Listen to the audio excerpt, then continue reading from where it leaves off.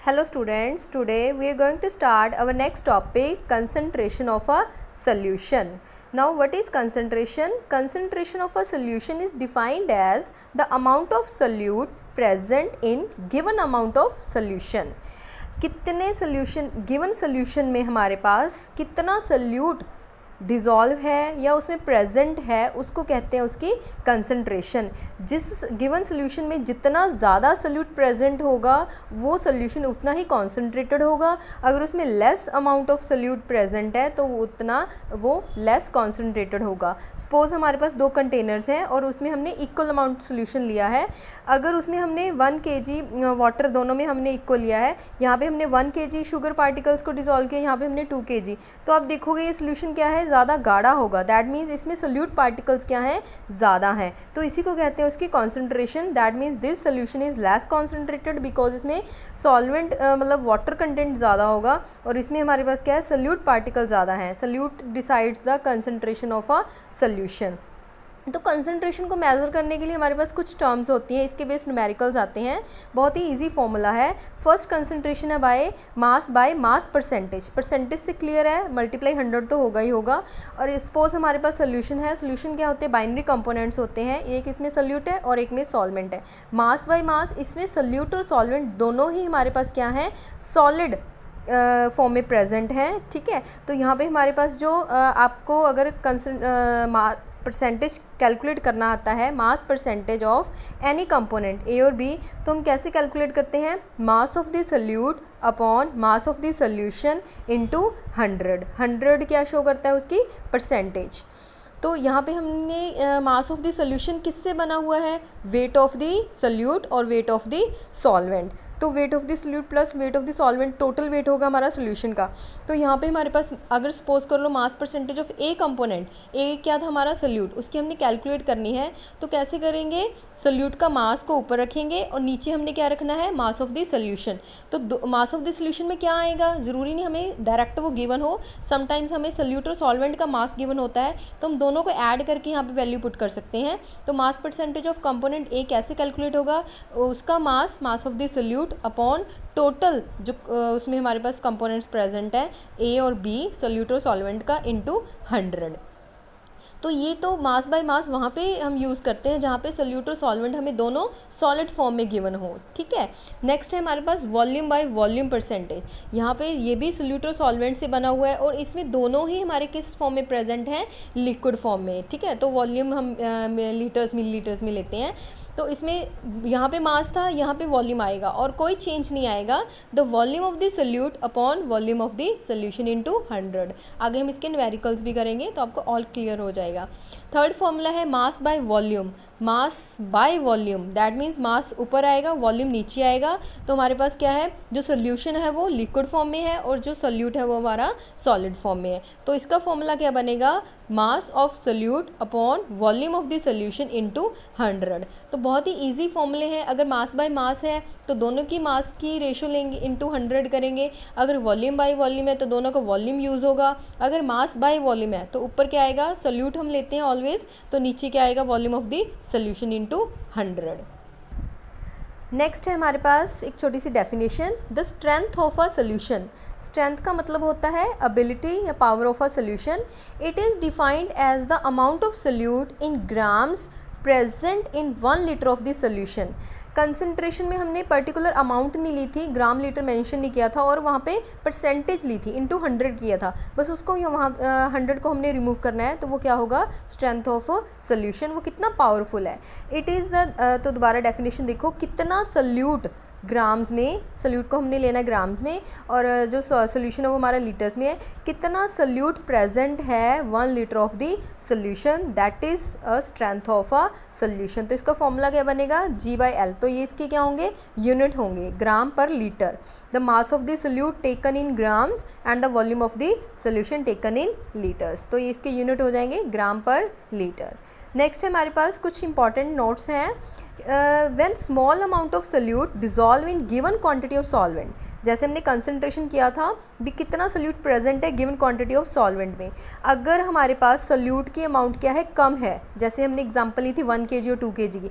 1 kg that means क्या है, वो सोल्यूशन में अगर सॉल्वेंट ज़्यादा है तो वो सोल्यूशन क्या है, डिल्यूट होगा। अगर उसमें हमने ज़्यादा अमाउंट किसकी डिज़ोल्व की हुई है, सॉल्यूट की एज़ कम्पेयर टू सॉल्वेंट, तो वो क्या होगा, उतना ही कंसनट्रेटेड होगा। क्लियर। अगर हमारे पास सोल्यूट कम है तो वो सोल्यूशन को हम क्या करेंगे, डिल्यूट कहेंगे, मींस उसमें वाटर ज़्यादा है। अगर उसमें अमाउंट सॉल्वेंट की सोल्यूट की ज़्यादा है और सॉल्वेंट कम है तो वो सोल्यूशन क्या होगा, कॉन्सनट्रेटेड। तो हम इसके रिलेटेड एक न्यूमेरिकल करते हैं। If 110 gram of copper sulfate is present in 550 gram of solution, calculate the concentration। तो concentration को कैलकुलेट करने के लिए हम क्या करते हैं, ऊपर सोल्यूट की वैल्यू लेते हैं, नीचे क्या लेते हैं हम, सोल्यूशन की। सो यहाँ पे सोल्यूशन आना था इंटू 100। तो यहाँ पे हमारे पास क्या है, दोनों किस में गिवन है, हमें ग्राम्स में। दैट मीन्स यहाँ पे कौन सा फॉर्मूला लगे, कंसंट्रेशन वाला, मास बाय मास परसेंटेज। तो यहाँ पे कंसंट्रेशन विद सोल्यूशन का formula mass of the solute upon mass of the solution into 100। तो मास ऑफ द सोल्यूट क्या है, कॉपर सल्फेट को हमने डिजोल्व किया है 550 ग्राम ऑफ वाटर। तो यहाँ पे हमारे पास 110 सोल्यूशन 110 अपॉन सोल्यूट का मास है और सोल्यूशन का कितना है 550 इंटू 100। तो इसको सॉल्व करके कितना आ गया हमारे पास 20%। दैट मीन्स 20% उसमें क्या प्रेजेंट होगा, सोल्यूट, और बाकी उसमें क्या प्रेजेंट होगा, सॉल्वेंट। नेक्स्ट टॉपिक है हमारा सॉल्युबिलिटी, वेरी वेरी इंपॉर्टेंट। इसको कौन कौन से फैक्टर्स अफेक्ट करेंगे, तो ये सारा टॉपिक बहुत इंपॉर्टेंट है जो इस वीडियो में आज हम कर रहे हैं। तो सॉल्युबिलिटी क्या होता है, the solubility of a substance is its maximum amount that can be dissolved a specified amount of solvent at given temperature। कितने गिवन सॉल्वेंट में हम मैक्सिमम उसमें कितना सॉल्यूट डिज़ोल्व कर सकते हैं गिवन टेम्परेचर के ऊपर, वो होती है उसकी सॉल्युबिलिटी। या एक और डेफिनेशन से इसको डिफ़ाइन करते हैं सॉल्युबिलिटी, हम कितना मैक्सिमम सोल्यूट सॉल्वेंट में डिज़ोल्व कर सकते हैं to make a saturated solution. ठीक है, तो सैचुरेटेड सोल्यूशन क्या होता है ये अब अभी करेंगे। तो सॉल्युबिलिटी आपको क्लियर हो गया।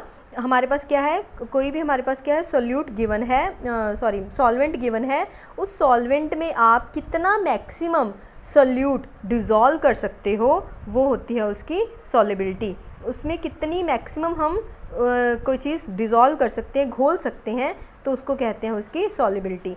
या अमाउंट ऑफ सोल्यूट, कितना हम सॉल्वेंट में सोल्यूट ऐड करें कि वो हमारा सोल्यूशन क्या बन जाए, सैचुरेटेड। तो हम देखते हैं सैचुरेटेड सोल्यूशन क्या होता है। नाउ सैचुरेटेड सोल्यूशन क्या होता है, the saturated solution in which no more solute can dissolve, जिसमें हम और सोल्यूट ऐड नहीं कर सकते, उसमें हमने मैक्सिमम सोल्यूट ऑलरेडी ऐड कर चुके हैं। अगर आप और सोल्यूट ऐड करोगे तो वो डिज़ोल्व नहीं होगा, उसी को कहते हैं saturated solution. Which contains optimum level of solute dissolve in it. Optimum maximum level आप उसमें सोल्यूट जितना घोल सकते थे आप घोल चुके हो, इसके बाद वो सोल्यूट और डिज़ोल्व नहीं होगा, उसको कहते हैं सैचुरेटेड सोल्यूशन। इसको हम थोड़ा सा और डीपली देखते हैं। सपोज़ आपने घर में नींबू पानी बनाना चाहते हो, तो आपने क्या लिया, वाटर लिया। ठीक है, कंटेनर में आपने क्या लिया, वाटर लिया, और आपने उसमें क्या ऐड किया, शुगर ऐड की। आपने क्या किया, 1 स्पून शुगर ऐड की और उसको आपने स्टर किया तो वो घुल जाएगी। फिर आपने एक और शुगर का स्पून ऐड किया, उसको आपने डिज़ोल्व किया, वो घुल जाएगा। ठीक है, ऐसे ही आपने तीसरा ऐड किया, 4th 1 स्पून ऐड किया। बट एक पॉइंट ऐसा आएगा जब आप उसमें और शुगर डालोगे, वाटर का जो अमाउंट है वो हमारे पास कांस्टेंट रखनी है। ठीक है, उसको हम चेंज नहीं करेंगे सॉल्वेंट को। हम क्या ऐड करते जा रहे हैं उसमें, सोल्यूट। ठीक है, आपने 1 चम्मच ऐड किया शुगर का, वो घुल गया, दूसरा चम्मच ऐड किया वो भी डिज़ोल्व हो गया, तीसरा ऐड किया वो भी डिज़ोल्व हो गया। बट जब आपने 4th spoon of sugar add किया तो वो उसमें डिज़ोल्व नहीं हो रहा था, वो उसमें ऐसे ही नीचे क्या है, अनडिज़ोल्व्ड सेटल डाउन हो गया था। दैट मीन्स अब उस सॉल्वेंट की जो कैपेसिटी थी वो ख़त्म हो चुकी है। दैट मीन्स वो अब जो शुगर है उसमें क्या रहेगी, अनडिज़ोल्व पड़ी रहेगी, उसमें और शुगर और सोल्यूट ऐड नहीं होगा। इस टाइप के सोल्यूशन को जो और सोल्यूट को ऐड नहीं कर सकता, उसको हम कहेंगे सैचुरेटेड सोल्यूशन। आई थिंक आपको क्लियर हो चुका होगा अब तक। तो सैचुरेटेड सोल्यूशन क्या होता है, मैक्सिमम जितना हम उसमें सोल्यूट ऐड कर सकते हैं वो उसकी तो वो होता है उसका सैचुरेटेड सोल्यूशन। अगर और ऐड करोगे तो उसमें ऐड डिज़ोल्व नहीं होगा। क्यों, यहाँ पे इसका रीज़न क्या आता है, क्योंकि आपको पता है जो हमारे पास वाटर है, लिक्विड है, उसके पार्टिकल्स के अंदर क्या होती है, स्पेस। तो मैक्सिमम स्पेस जो उसकी थी उसमें उसने शुगर को डिज़ोल्व कर रखा है, बट उसके बाद उसके अंदर क्या है, स्पेस ख़त्म हो चुकी है। अगर आप और शुगर डालोगे तो वो डिज़ोल्व नहीं हुई, क्योंकि उसके पास अब कोई स्पेस बची ही नहीं है। इसीलिए जो हम और सोल्यूट ऐड करेंगे तो वो उसमें ऐड नहीं होगा। क्लियर, तो शुगर सोल्यूशन इसकी एग्जांपल है। तो अनसैचुरेटेड सोल्यूशन क्या होगा, obviously opposite of saturated solution. When the solution still has urge और desire to dissolve more solute in it.